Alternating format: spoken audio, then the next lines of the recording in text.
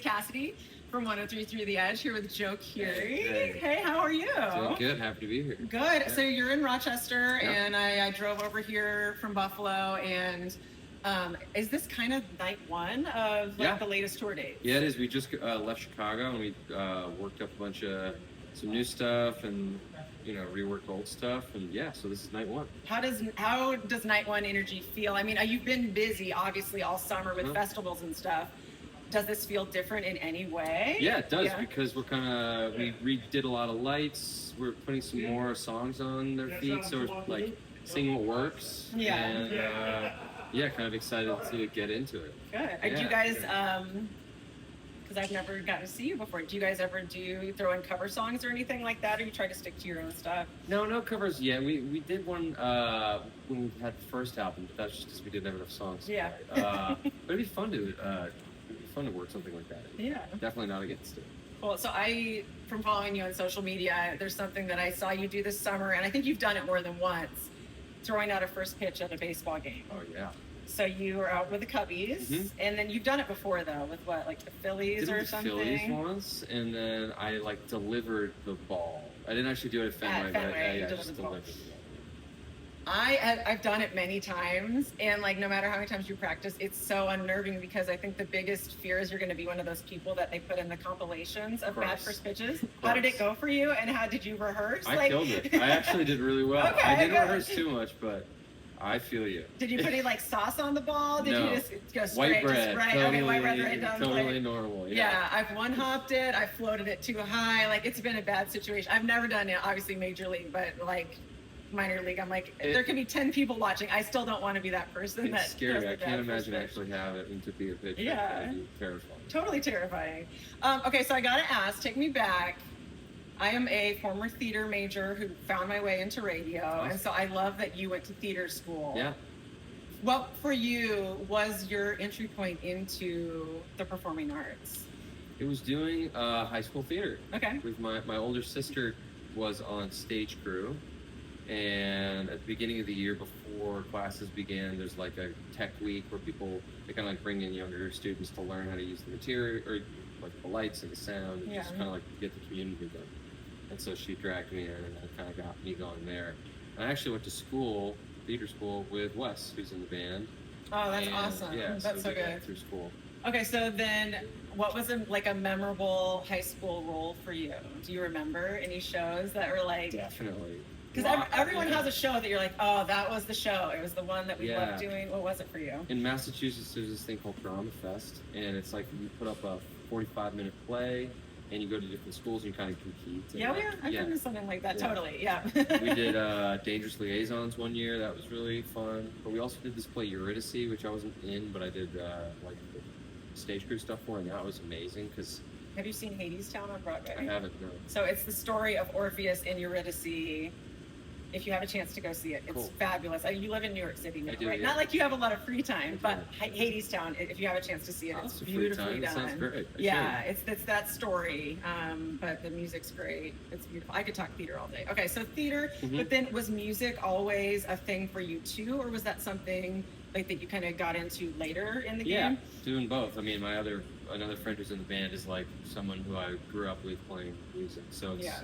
They've kind of always gone side by side, or if one's kind of cooling down, the other one is, they kind of play off each other. And also doing the show, doing the lights and the sound is kind of a way to bring all these things, all my interests together. So it's fun to obviously love being in the studio. That's a huge reason why I do it, but the live show also is kind of a way to bring it all together. Yeah, it's you're back performing it's for theater. People. It's totally like theater. Yeah. I mean, less wigs now than we had earlier we have in the day with you. One person has a wig. Yeah, there's good. one person. It's not me. It's not me has a wig. You don't need one. You're the best head of hair. Yeah, thank you. You don't need a wig. Although I have to ask, with the wigs, was there a wig closet? Was there a wig wardrobe back in the day? Because we saw many different looks. There were only 2 wigs. I felt I've seen more than 2. Yeah, I only had 2. I had 7 because we had so many people in the band. So I kept all of them, and then I had another one. I gave Where one are the of wigs them, today? I gave one of them. I gave one to Jimmy Fallon. Oh, I which saw was great. that. Yeah, I saw that. So we're down one there. There's one of them I think Willie still has, who was in the band. It's so funny. Yeah, they're just like. We need to put one in like a music museum somewhere. Hold on to it. They'll want that someday. I'll hold on. Yeah, when your career blows up as big as it's going to. Okay, hold on to the wigs. Speaking of wigs, I'm assuming it's a wig. The trailer for Cold Storage, the blonde. Oh yeah. What a fabulous wig. How did you feel being blonde? The Italians, we did that in Italy, in Rome, and the Italians are fantastic. Yeah. Wigs. It's a great wig. Like, it looks very real, but I was like, dang, the blonde hair. It's kind of fun also to be blonde. Yeah. Did it like give you a different energy? Absolutely. Yeah, I think so. Yeah. That movie looked fun. Yeah, it was fun. I haven't seen it. We'll see. Yeah, so that's what I always wonder, like, because you have these projects, you see the trailer, and then you're just waiting.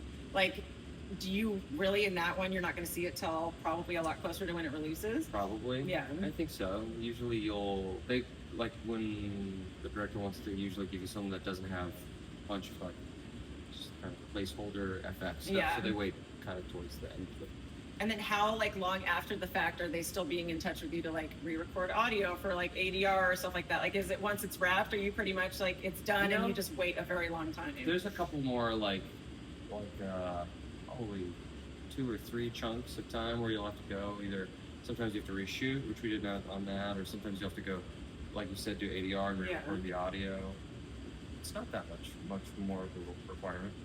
So, I mean, the Stranger Things is the thing everyone's waiting for. I feel like we've waited so long for this next journey that we're about to go on. For you, because that took up such a huge chunk of your life, does this feel like the end of an era? The fact that this is about to be like the final chapter, how does that feel? Definitely, yeah. Like wrapping up last year was the end of a 9-year, and I think by the time it comes out, it'll be 10 years. It's crazy. And so not normal. Like, I just feel like you don't hear about stuff like that with shows, unless it's a series that runs for like multiple seasons. But and you guys all kind of like lived together, right? I mean, it was like a community. Yeah, we definitely were all kind of in the same neighborhood too. So it was a long time. That's awesome. Yeah. I used to live in Atlanta, so when you guys were down there, I'm like, oh, that's a fun city. If you have to live in a city for a long time, it's not a bad city. Made a lot of good friends there. So then, I feel like all of you guys play music. Mm-hmm. I mean, so many of you guys play music. Was that part of the like downtime and hanging out? Like, you were around creatives. We're not sitting around a campfire and just singing all the time. Because I kind of wanted it to be like that. No, not quite. But it's cool to I don't know. It's cool to be around people who are also kind of multifaceted. Yeah. I don't know. I'm sure you find this, but like anybody who's interested creatively in one thing, I'm sure has more than one. Oh yeah, they're like, oh, you're a fantastic painter. Like they always have creative stuff to be like very interesting things. But didn't one of the guys joined you on stage? I feel like, was it Finn? Yeah. Joined you on stage? Yeah, in Toronto. That's cool. Yeah, so not too far from here. Yeah. And what about Maya? Have you guys ever like worked on anything together? No. Or would you like to? I'd love to. Yeah. I haven't found the time yet. I mean, obviously she's busy too. But yeah. I just saw Finn just played in New York, so I saw his band. That's awesome. He's touring right now. Did like Maya's mom and dad ever come around the set? These are things I wonder. Yeah, they came around a couple times. Yeah. I feel like meeting them would be. But it was kind of like. They're probably just so normal to everybody. Normal. Yeah, it was super normal, honestly. Can we talk about Fargo for just a second? Yeah, sure. Yeah. Okay, so your role in Fargo, that whole season was amazing, and your role was such a departure. Just because I think a lot of people are like, kind of put you in a box with Steve because that's just how we knew you. That's like the first time we got you. But then I'm sure you run into people out in the street and they still call you Steve. Can we call you Gator? Like, because I like feel like Gator deserves. Yeah, I guess maybe. Yeah. Was that real fun? Yeah, it was a lot of fun. It was cool to just change my look sort of and go to Calgary. And that was like a wild plot line to play out. Yeah. Like, yeah. I don't want to give spoiler alerts for anybody, but anyway, see Fargo. And then, I mean, the nipple rings that we had going on with not him. He did not have nipple rings, but no, just the whole thing. I was like, it was an. That's part of the spoiler. Yeah, you can find out. You have to watch for the nipple rings. Well, we're not going to tell you who has them.